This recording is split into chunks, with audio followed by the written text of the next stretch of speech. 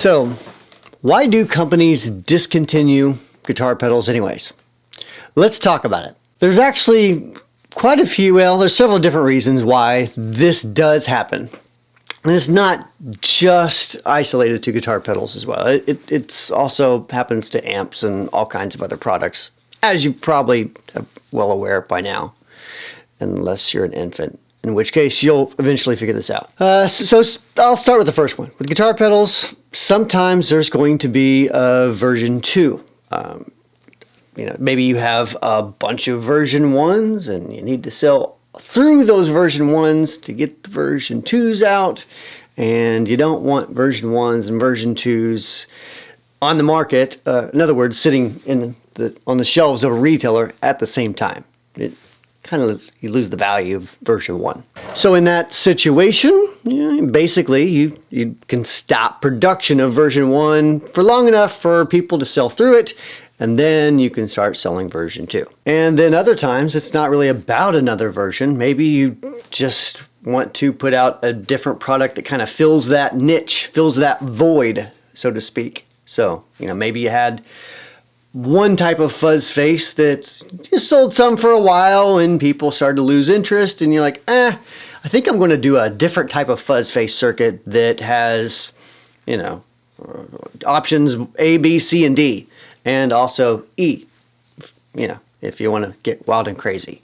So you come out with that, and you make a cool circuit, and hopefully others like it, and you discontinue the old one, and there you go. It's a new product with a new name. Other times, it's just one of those situations where components aren't available. It reminds me of like I think it's the TC Electronics TC2290, a very nice chorus. And if I recall correctly, I believe the chips inside, or the parts inside, one of the parts inside was not available any longer, and so it was discontinued.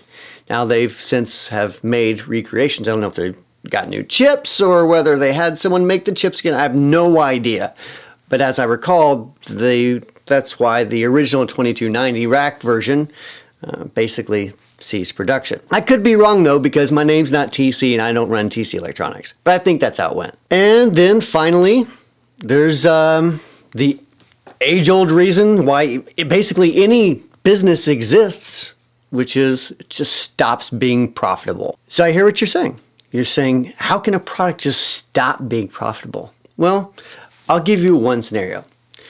Let's say you're selling a guitar pedal for $150. Well, when you sell guitar pedals to stores, or any product really, it doesn't matter if you sell iPhones or utility knives or peppermints. Like when you sell to a store, you're selling a bulk of them at a discounted rate, generally called wholesale. And when you do that, that allows them to, they buy more product off of you and they mark it up to a point. So let's say you sell it, and these are arbitrary numbers.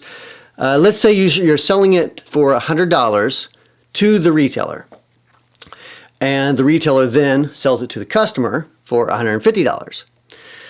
Well, what tends to happen is that one retailer will have a stock and another retailer has a stock, and they say, I want that sell. I want the customers to buy from me. So I'm going to mark my price down to $140. And then another retailer says, oh, he has his price down at $140. I'm going to lower mine to $130. And it starts this war to the bottom.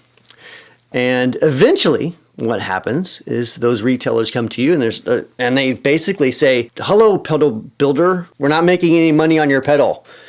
We need you to now sell it to us at $40. And generally you're like, I can't even make them for that.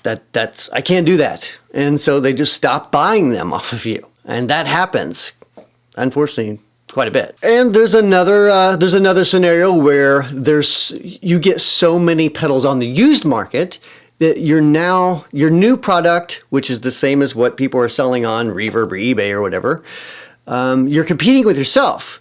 So your $150 pedal is being sold on the used market for, let's say, $110, and therefore you're unable to sell any more of these new pedals because there's so many on the used market. And so there's no profit anymore. So you have to discontinue that product and come out with something cooler, newer, better that people will like. The market simply has changed. And I'll give you an example of this. So people don't always use pedals as intended.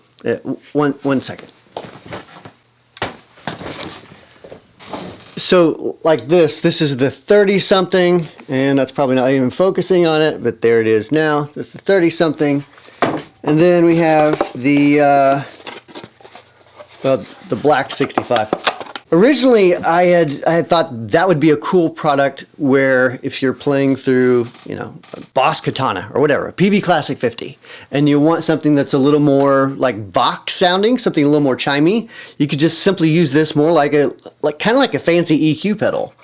And then all of that'll be your clean tone, and when you run pedals into it, it'll kind of have that flavoring in it as well. And that worked I say that worked. People used it like that for a bit. And then I actually noticed there was actually a much cooler feature that it seemed like people didn't really use it for, and that's for modeling. So, well, and not modeling it like in the Kemper way, but sort of.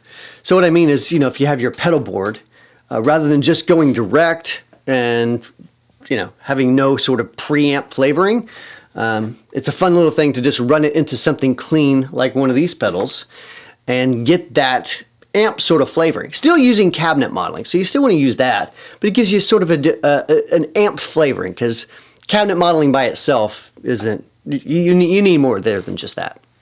So anyways, I'm getting way off topic. So the market simply changed. That's another reason. What was once popular sometimes just falls out of style. It just happens. There's what manufacturers call a shelf life. There's a shelf life to everything. Sometimes that shelf life for a product is a year, sometimes it's 10 years. You never know, but there's always a shelf life for stuff.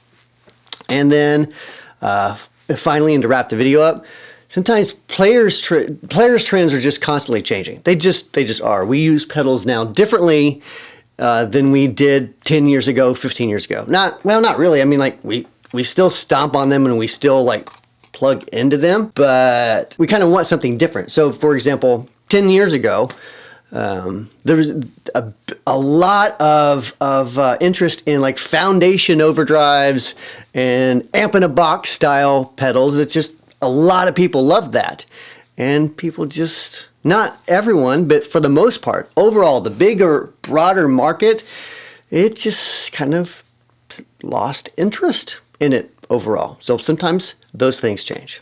So anyways, I know this is a kind of a bit of a different video. I haven't touched the guitar in this one, but it is, hopefully it's answering a question that you may have had, or someone you know may have had, or maybe you didn't have the question at all and you don't care, and for some reason you're wondering why you're still watching this video. So I don't know, that's a good question. Check out the videos up here, and maybe subscribe if you're not subscribed, and I'll see you real soon with a new video.